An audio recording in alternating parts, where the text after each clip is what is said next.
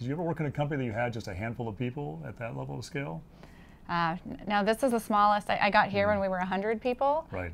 But my team was just a handful of folks who hadn't done this work before. Yeah. I mean, that's a pretty heavy lift at the beginning.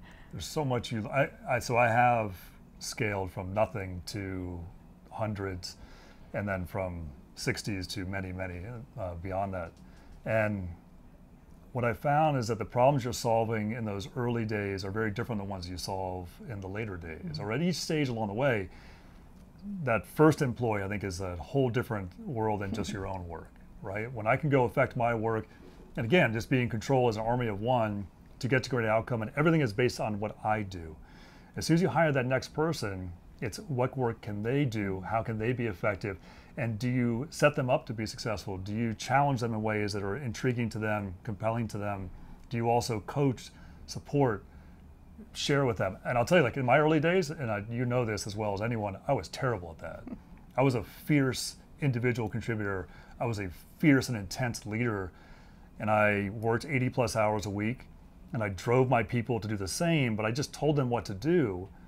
And what I found is that I can get some people to go run that race because I was charismatic enough, I had enough sort of leadership innate in me, yet you just burn people out.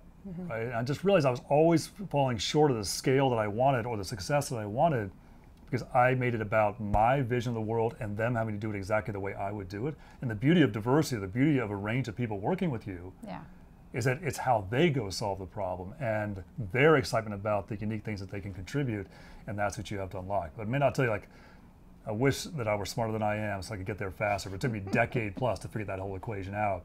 And I remember when you came here and we had those first conversations about people practices and about how we go and manage and unlock the potential of managers, it was eye-opening for me as well.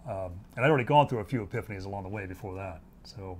Well, I think you and I had shared a similar philosophy, and my phrasing is, my job is to point talented people in the direction of highest impact. And for me, that means finding the talent in everyone. And hopefully the thing that I hired you for is the thing that you're talented in, and then I can just help unlock that. And sometimes it's not. And can I find another spot for you, or another place, or another organization, or another line of business that might be better for you? But we're all talented.